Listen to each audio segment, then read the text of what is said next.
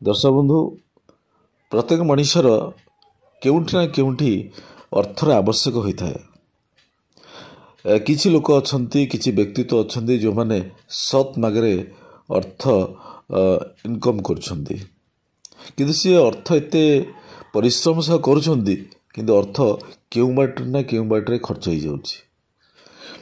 यदि स्वामी चाहूँगी संचय करने स्त्री की बाटर खर्च हो जाउछि, यदि स्त्री चाहूँगी मु अर्थ संचय करी स्वामी खर्च कर दौरान एमती समस्या प्राय निश्चित भाव देखा मिलूँ।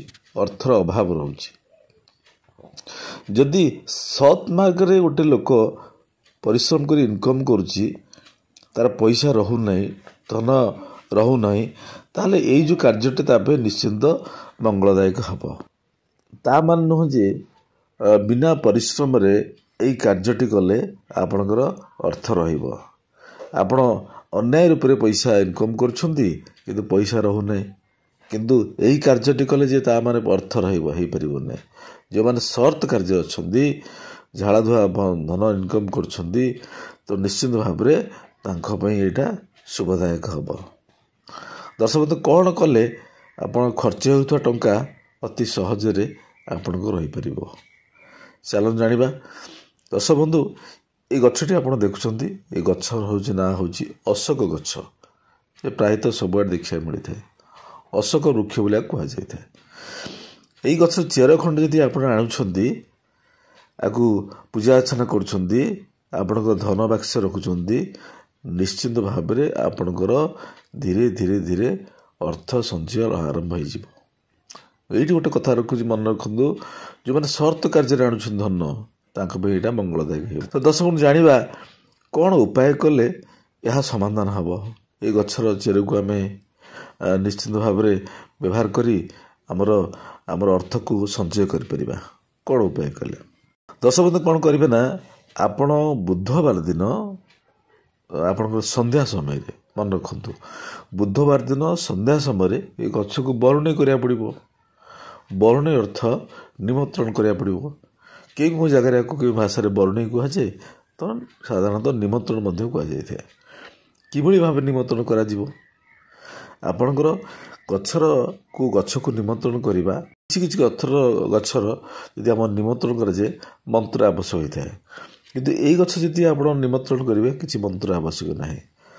साधारणतः आप जीवे संध्या बेले जीवे बुधवार दिन संध्या बेले जीवे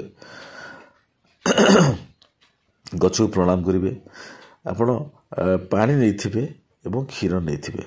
प्रथमे से जो गछ पानी सिंचन करूँ ता चारिपट पानी ढालतु तापर क्षीर नियंतु ता सहित आप अरुआ चाउल नहीं दीप धूप गुआ एवं सब जिनस नहीं आप से जगह प्रथम टे क्षीर ढालतु क्षीर उपर अरुआ चाउल गोटा गुआ एवं दीप दिंतु दीप दे पुनर्बार से गछ मूले क्षीर अर्पण करूँ प्रणाम करी कहतु आपण जो कार्य पे नौ से कार्य को से गछ देवता तुम कहतु हे गछ देवता मु अनेक गुड़े परिश्रम करुँची अर्थर मोर अभाव रोचे कई गुड़े अर्थ खर्च हो जाऊँगी तेणु आप सहाय हूँ आप आशीर्वाद दिंतु आसंता काली मुझर चरण मु कार्य करी यह कहीकि आप पुणी फेरी आसतु प्रणाम करके आपण गुरुवार दिन प्रातः काल जातु एक सुस्थ मनोभाव नहीं एक खुशीर मनोभाव नहीं एक विश्वासर मनोभाव नहीं जातु